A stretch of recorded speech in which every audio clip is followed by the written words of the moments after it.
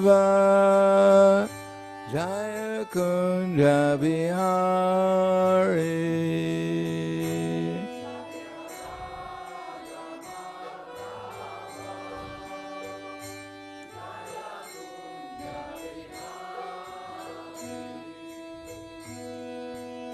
Gopi Jana Vallabha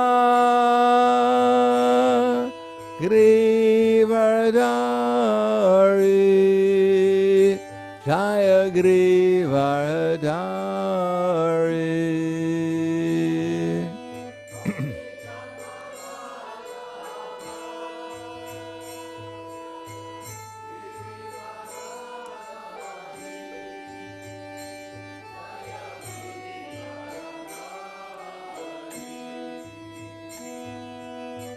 Gopi Jana Vallabha Grivardhari Jaya Grivardhari.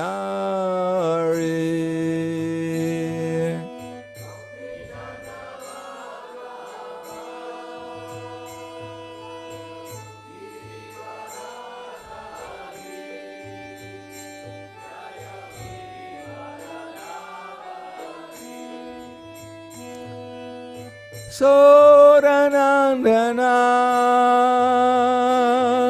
Raja Dhanaranjana Jaya Braja Dhanaranjana.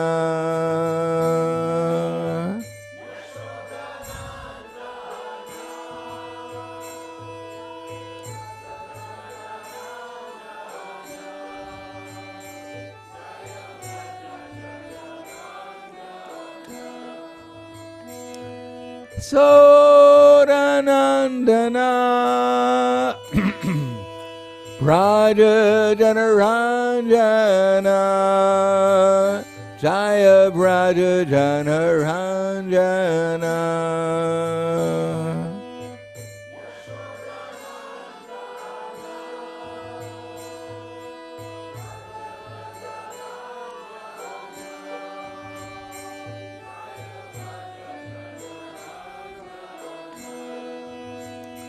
Yamunatiravarachari Jaya Kunja Bihari.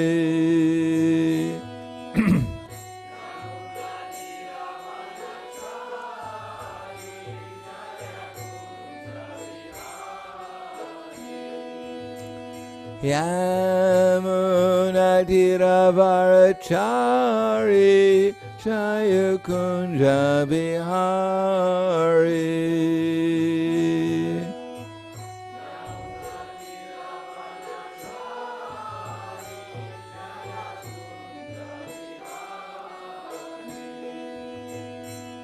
Radha Madhava Jaya Kunja Bihari.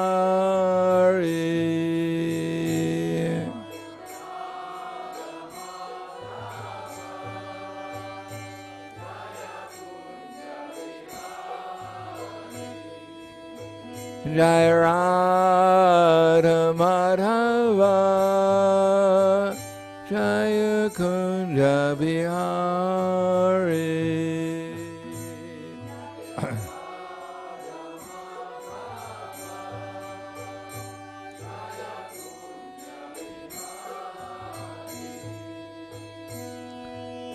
Gopi Jana Vallabha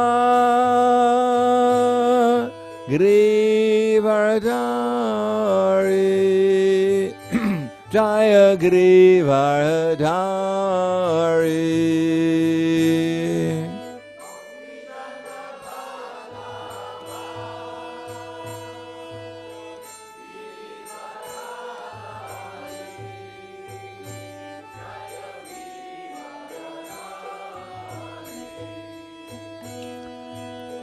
Sodanandana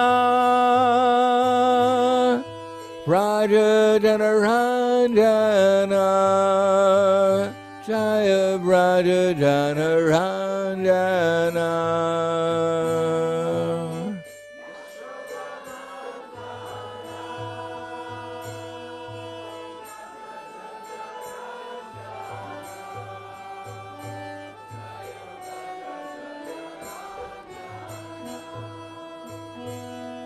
Yasodanandana Pradadanaranjana Jaya Pradadanaranjana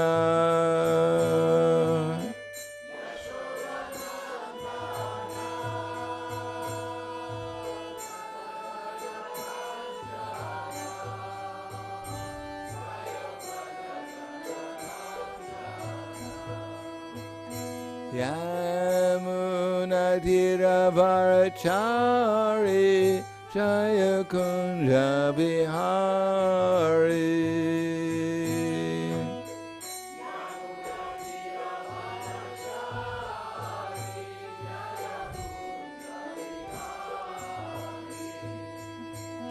Yamunadiravarachari Jaya Kunja Bihari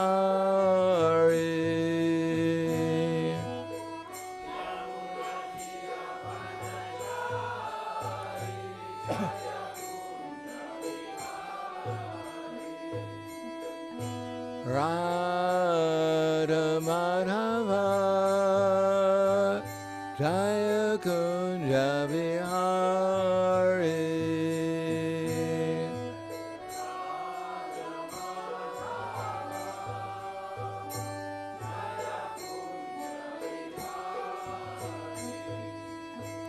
Jaya Radha Madhava Jaya Kunja Bihari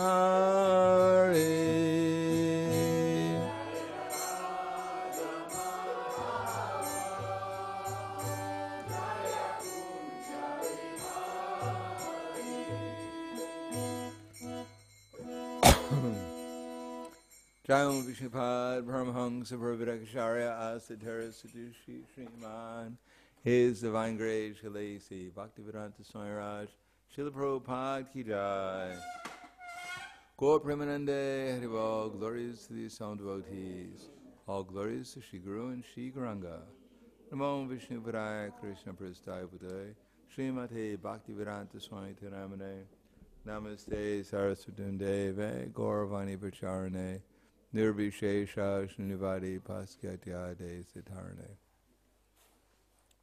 Om Agyanarjunam Timrandasya Gananjana Salakaya Chaksur Militam Yena Tasmai Shri Gurave Namaha Shri Chaitanya Manobishtam Stapitam Yena Bhutle Swayam Rupa Kadamayam Didati Swapadantikam Vandeham Shiguro Shri Yuta Parakamalam Shri Gurum Vaishnavam Cha Shri Rupam Sagrajatam Sahagana Raganatam Vitam Tam Sajivam Sadvaitam Sabadutam Parijana Saitam Krishna Chaitanya Devam Shri Radha Krishna Padan Sahagana Lalita Shiva Sakanvitam Shah Hey Krishna Karna Sindho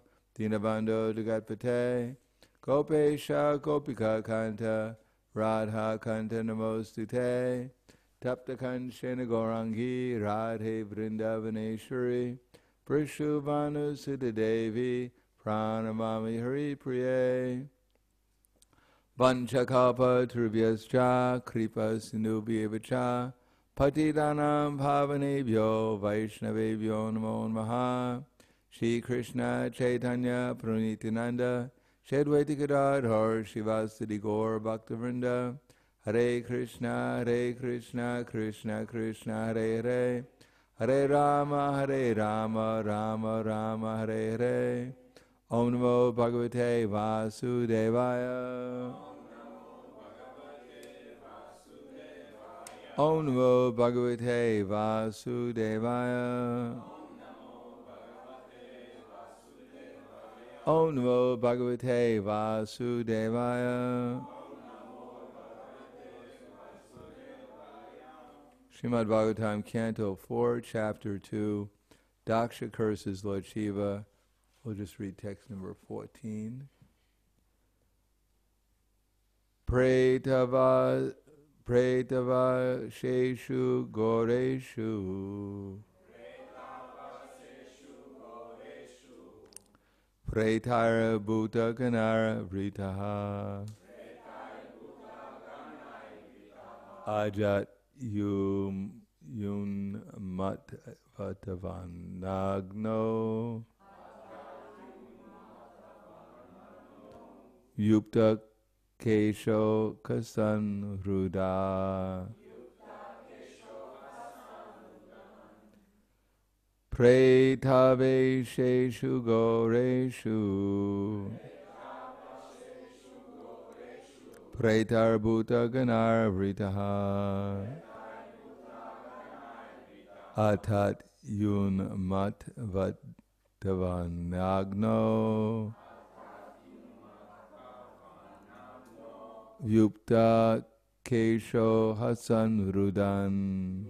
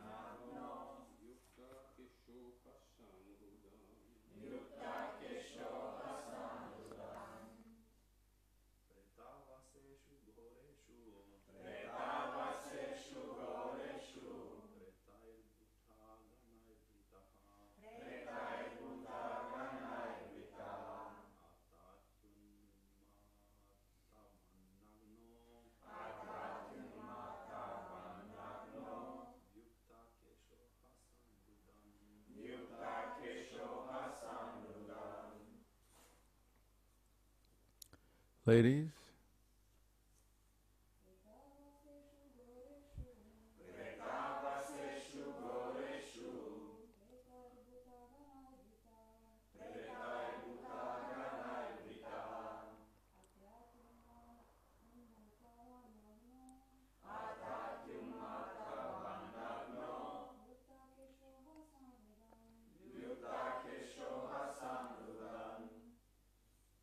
Preta Ave Ava Sheshu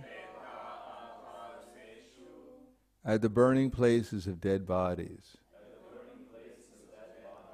Goreshu, horrible.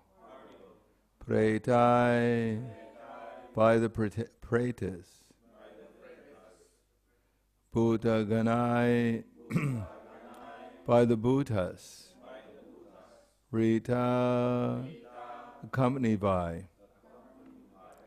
Atati, he wanders. Unmatavat,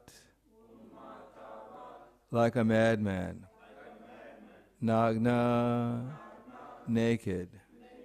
Vyukta Kesha, having scattered hair. Hasan, laughing. Rudan, crying. Then we have the other verse there. Chita Bhashma Kritas Nana Preta Shran Rasti Bhushanaha Shiva Padesho Yav Shivo Mata Mata Ktana Priya Pati Pramata Natanam Tamo Matra Makat Makanamam Matrat Makatmanam. He lives in filthy places like crematoriums, and his companions are ghosts and demons. Naked like a madman, sometimes laughing and sometimes crying, he smears crematorium ashes all over his body. He does not bathe regularly, and he ornaments his body with a garland of skulls and bones. Therefore, only in name is he Shiva or auspicious. Actually, he is the most mad and inauspicious creature. Thus, he is very dear to crazy beings in the gross mode of ignorance, and he is their leader. Purport. Those who do not regularly bathe are supposed to be in the association with ghosts and crazy creatures. Lord Shiva appeared to be like that, but his name Shiva is actually fitting, for he is very kind to persons who are in the darkness of the mode of ignorance, such as unclean drunkards who do not regularly bathe. Lord Shiva is so kind that he gives shelter to such creatures and gradually elevates them to spiritual consciousness. Although it is very difficult to raise such creatures to spiritual understanding, Lord Shiva takes charge of them, and therefore as stated in the Vedas, Lord Shiva is all auspicious.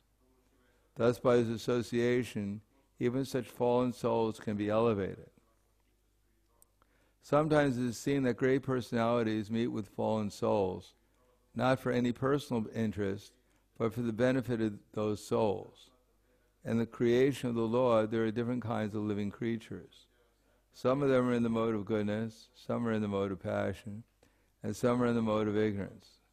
Lord Vishnu takes charge of persons who are advanced in Krishna conscious, Vaishnavas, and Lord Brahma takes charge of persons who are very much attached to material activities. But Lord Shiva is so kind that he takes charge of persons who are in the gross ignorance and those whose behavior is lower than that of the animals. Therefore Lord Shiva is especially called auspicious. So he lives in filthy places like crematoriums. His companions are the ghosts and demons. Naked like a madman, sometimes laughing and sometimes crying, he smears crematorium ashes all over his body. He does not bathe regularly, and he ornaments his body with garlands of skulls and bones. Therefore only in name is he Shiva, or auspicious. Actually he is the most mad and inauspicious creature. Thus he is very dear to crazy beings in the gross mode of ignorance, and he is their leader.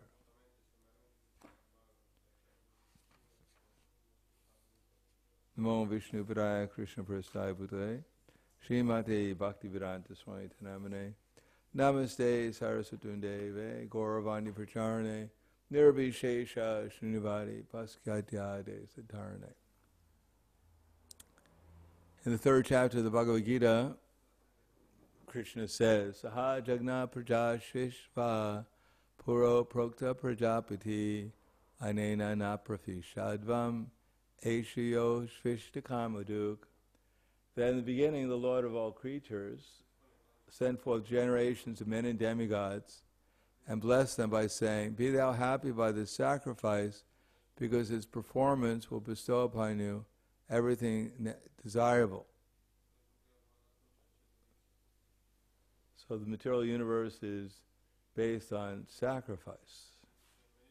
Ultimately, it's Jagavai Vishnu, as said in the previous verse, Jagnat tat kamano nyatra loko yam kama bandhanai tarartam api kontiya mukta sangha samachara. That work done as a sacrifice for Vishnu has to be performed, otherwise work binds one to this material world. Perform prescribed duties for his satisfaction, O son of Kunti. In this way you'll always remain unattached and free from bondage. So without performing sacrifices, no one can derive any benefit from the human form of life. But not that everyone is eligible to perform the same kind of sacrifice or do the same kind of activity. But ultimately one should have at least the Vedic direction in mind. During a Kali Puja ceremony or festival in Calcutta, they were blasting from the loudspeakers.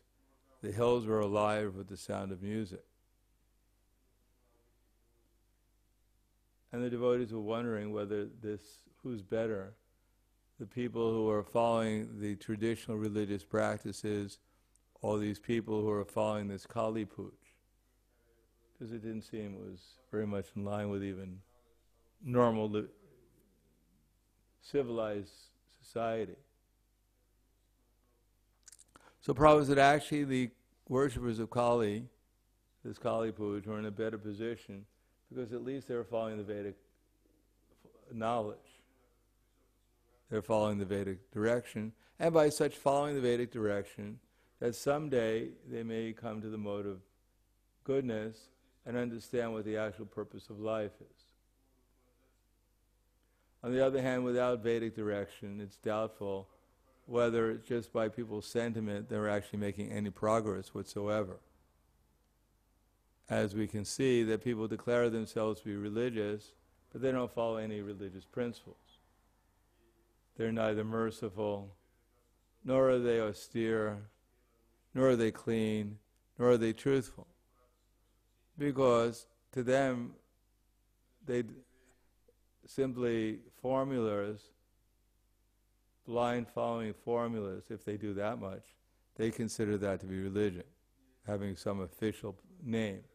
But as far as cleanliness and truthfulness, austerity, mercy, they can't develop these qualities because they don't follow, because they kill animals, including their own children. They're engaged in all kinds of intoxication. They speculate and they gamble, they lie, they cheat. And they're engaged in illicit sex. So there's no question of developing any actual religious principles. They're not becoming purified, as Krishna says, Trividam narakasyedam dwaram nashitamatmanaha kama krodha tatalobas tasmat etam trayam chejet. There are three gates leading to hell, namely lust and anger and greed. Every sane person should become purified of these three gates to hell, because they lead to the degradation of the self.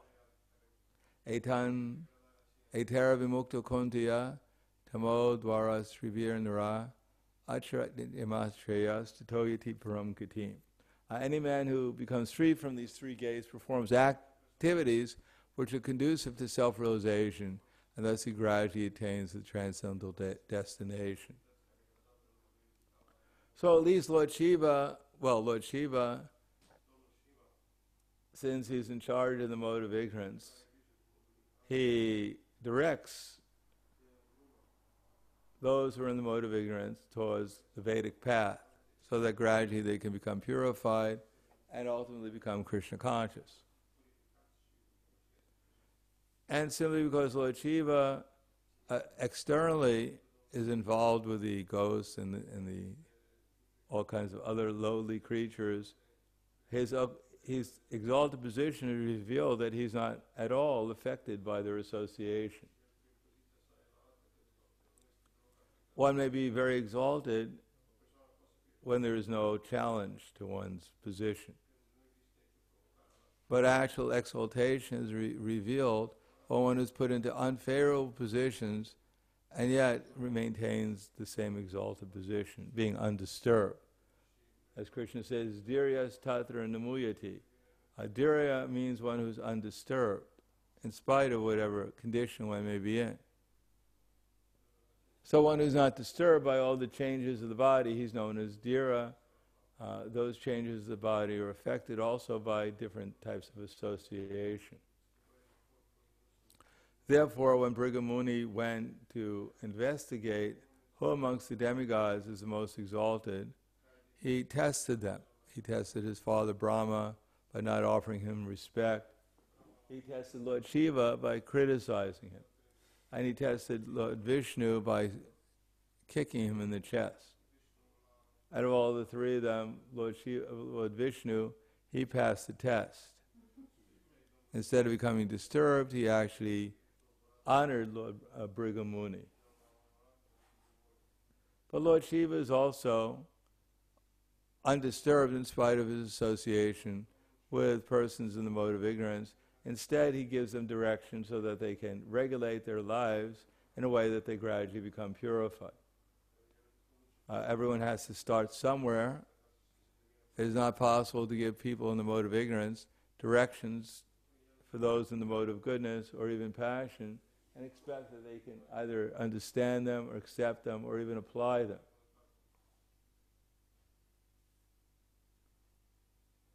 Just like it's not expected that everyone will immediately become a pure Vaishnava. including ourselves, is a gradual process. But someone has to begin somewhere. Generally, Chatura Vija Bhajante Mam Jana Sukadina Arjuna Arti Jignasya Artarakti Gyani Chabaratar Shiva. 4 kinds of pious people approach Krishna. Those who are in distress, those who want some material comfort, economic gain, those who are inquisitive, and who are searching for knowledge of the absolute truth. But it's not that everyone is automatically going to approach Vishnu or Krishna, because Nate Vidu Swartikatim Hi Vishnu Darashya Ye Bahir Artamanina. People don't know that the goal of life is to obtain Krishna. Therefore they take shelter of insignificant things.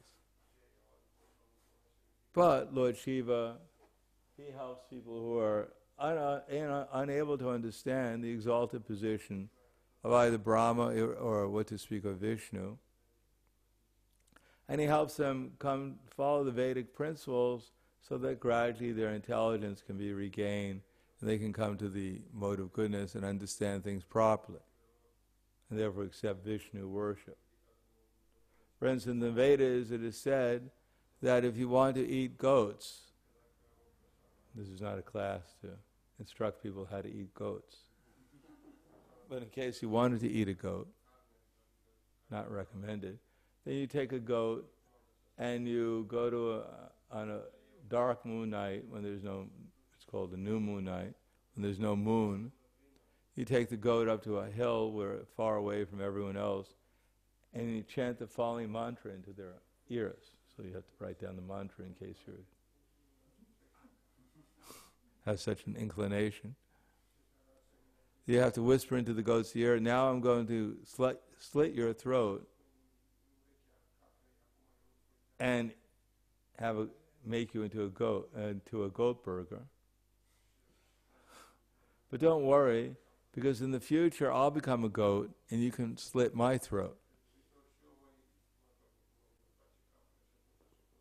So after doing this enough times, and considering that goat burgers probably don't taste that good, then one may come to a sense, I'm cutting this is my 500th goat throat that I'm cutting, so much inconvenient. And actually, according to what I'm saying, I'm going to become a goat, and 500 times I'm going to have my throat slit. So maybe this is not really worth it.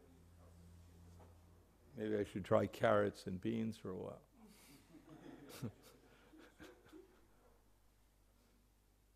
So though the mantra will not make miracles, but it'll actually maybe give one intelligence to understand that my activities should be changed if I actually want to work for my own benefit. So Krishna instructs us persons in the mode of ignorance, and those who accept his shelter gradually make some progress towards getting out of the mode of ignorance, without which there's no possibility of any progress, because everyone starts in some particular mode, and the mode of ignorance is the most prominent in the material world. Everyone is born as a Shudra, and it was hoped by Jayatam Sudra. It is hoped that by proper education, samskara bhavat dvija, that one can become a dvija, a twice born. But modern education, denying the Vedic authority, denying any scriptural authority, instead of elevating people to the position of a twice born, giving them some insight into reality, as Srila Bhaktivinoda Thakur has said, one is born a Shudra, and by modern education one becomes less than an animal. So Daksha, not knowing the Vedic principles, not knowing the exalted position, simply judging Lord Shiva according to his external association, not knowing his position as one of the 3 guna avatars, or forgetting his position as one of the 3 guna avatars, doesn't understand his service to Lord Vishnu. And because of that, more or less, Daksha has forgotten his own service to Lord Vishnu. Even, we find in the next verses, he's even forgotten his relationship with his own father's relationship to Vishnu. In other words, his intelligence and his memory and everything has been carried away by his delusions due to his lusting after his own sense gratification. And therefore he's accusing Lord Shiva of being in the mode of ignorance, but actually he's in the mode of ignorance. Atmane manyata jagat. One sees the whole world according to one's own position. So if one is in the mode of ignorance, he'll think everyone else is in the mode of ignorance, even if they're the most exalted transcendental position. So I'll stop there. Any questions, comments?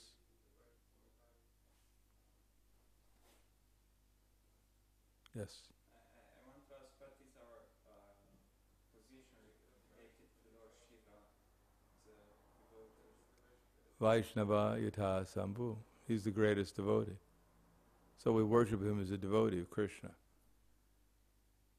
But we don't drink oceans of poison, following his example, because that was done under the directions of Vishnu.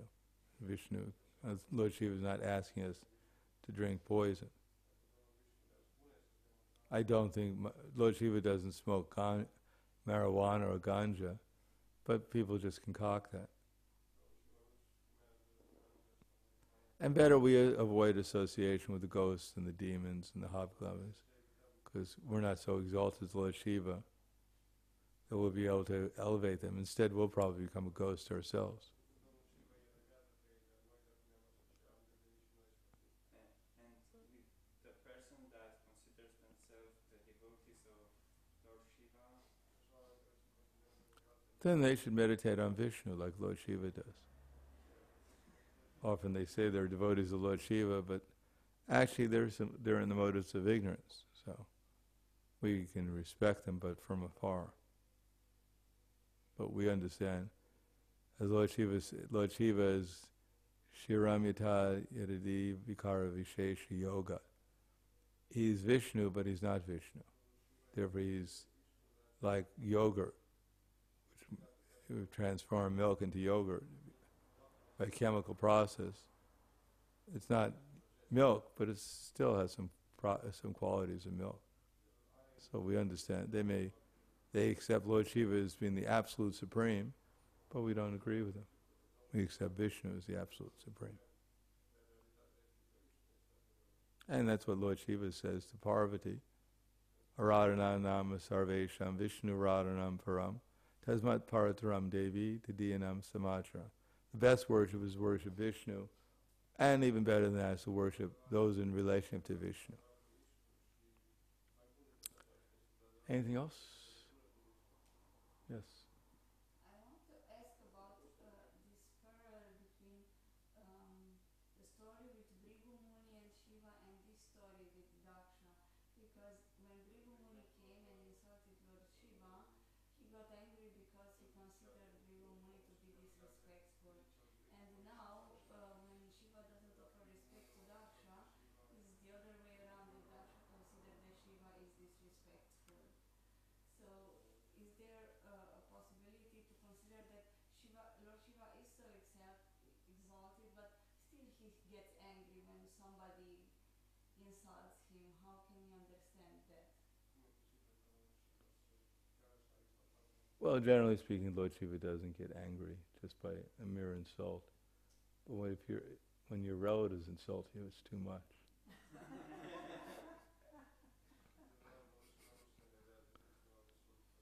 But this Bhrigu Muni is a pastime to show the exalted position of Lord Vishnu. But it's not that Lord Shiva is walking around angry all the time. But it is particularly given as a pastime to show us how exalted Lord Vishnu is. Otherwise, if Lord Shiva would have tolerated, then these sages would have been confused who's actually supreme. Then Bhrigu Muni would have had to kick Lord Shiva in the chest also. But we understand that Lord Shiva is quite sober-minded. generally speaking. Just merely insulting him doesn't generally bring about anger like that. But Bhrigu Muni just hit a sore spot.